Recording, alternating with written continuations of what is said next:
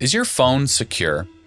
In Ontario, police are using spyware to monitor people and solve crimes, and they're going to extraordinary lengths to keep everything about it a secret. Potentially the exact same tools have been used to spy on journalists, activists, and political dissidents around the world. So what is this technology? Who is providing it? And why is it such a secret? In the last 2 years, this tech has been used to solve a number of high-profile crimes. On-device investigative tools, or ODITs, as Ontario police call them, are essentially spyware. Once they're installed on a user's device, they can see everything. They can read private messages, crawl a user's apps for data, monitor their key presses, even remotely activate the camera and microphone, all without a user ever knowing it's there. In April 2024, Ontario police arrested 9 people and seized more than $2 million in drugs, cash, and guns, following a long investigation that spanned several police agencies. The bust disrupted an international drug smuggling ring. In 2023, Windsor police made 23 arrests and recovered more than $9 million in stolen vehicles, taking down an international auto theft ring. Both of these investigations had stalled. Despite wiretaps, secret recording devices, search warrants, and surveillance, police couldn't get the crucial piece of evidence they needed to make arrests, until they were given a warrant for an ODIT, after which a number of arrests were made within just a few months. But that's not the end of the story, because something surprising is happening when these cases go to court. In some cases, the Crown has indicated that it would rather drop the prosecution entirely than reveal any information about the ODIT that was used to collect crucial evidence in the case.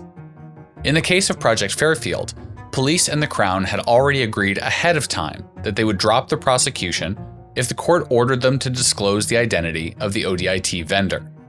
Why might that be?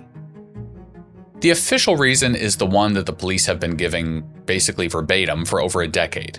All the way back in 2014, the OPP bought a Stingray, basically an earlier version of this tool. It's a physical device that can intercept and reroute texts and calls by posing as a cell phone tower.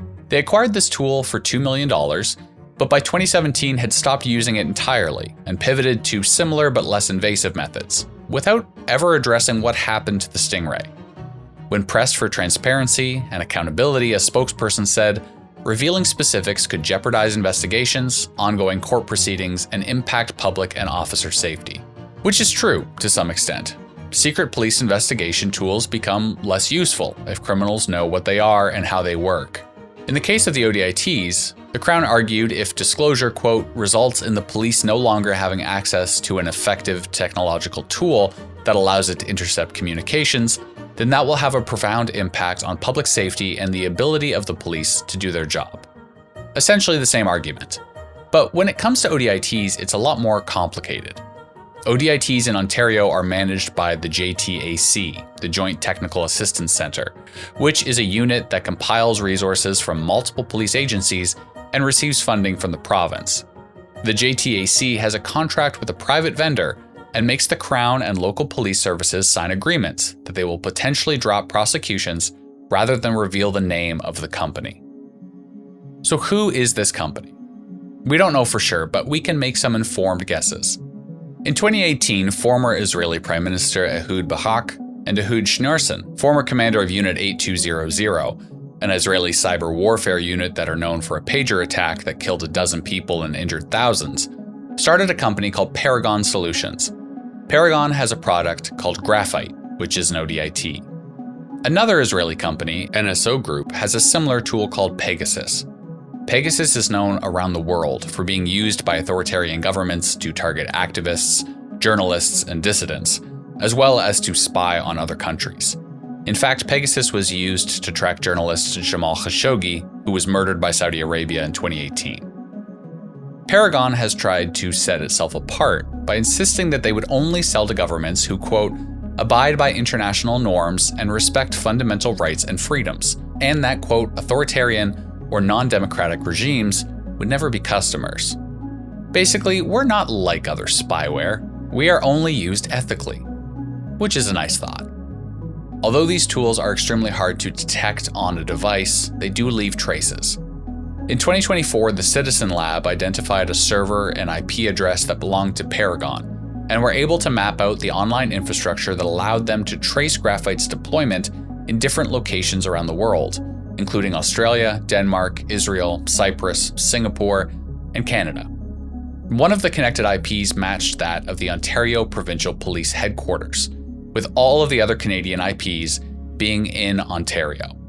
Although not definitive, this evidence strongly suggests that the OPP are a Paragon customer, and that graphite is the or one of the ODITs used by the police. Which is good, right? Paragon is the good one, the ethical one. Of course, it's not that simple.